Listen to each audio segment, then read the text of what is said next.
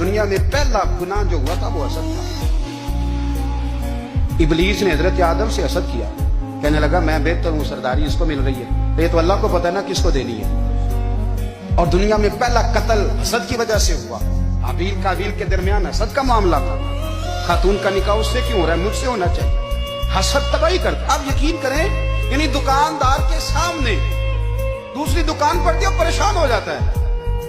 وہ کہتا ہے میرا کیا بنے گا, لا حول ولا قوت الا باللہ. یعنی تیرا کا خیال ہے کہ تیرے حصے کی روٹی وہ کھا جائے گا. اتنا چھوٹا دل. یہ تیرا موقف یہ ہے کہ تیرے حصے کا نصیب اس تک چلا جائے گا. یہ تیری خواہش ہے. ایک دوسرے کی کمزوریاں بیان کرنا. اس کا تو مال ہی ناقص ہے, اس کے تو پاس ہی کچھ نہیں. یہ تو کمزور لوگوں کا طریقہ ہے. میرے رسول کریم علیہ الصلوۃ والسلام گزر رہے تھے. پت جھڑ کا موسم تھا, خزاں کا موسم تھا, درختوں کے پتے جھڑ رہے تھے. صحابہ کو ساتھ لے کے حضور گزرے اور ایک درخت کی ٹہنی کو پکڑ کے حضور نے ہلایا.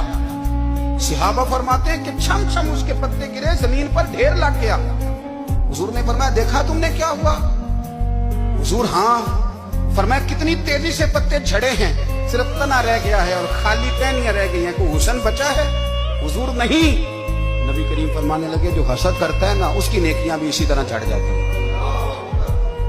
اسی طرح. اور ایک جگہ حضور فرمانے لگے جس طرح راکھ لکڑی کو آگ کھا جاتی ہے, جس طرح لکڑی کو آگ, جب آگ کھا جائے تو پھر لکڑی کو لکڑی نہیں کہا جاتا, راکھ کہا جاتا ہے, کوئلہ کہا جاتا ہے.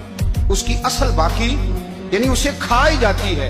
حضور علیہ الصلوۃ والسلام فرمانے لگے جس طرح آگ لکڑی کو کھا جاتی ہے, اور میں اسی طرح حسد نیکیوں کو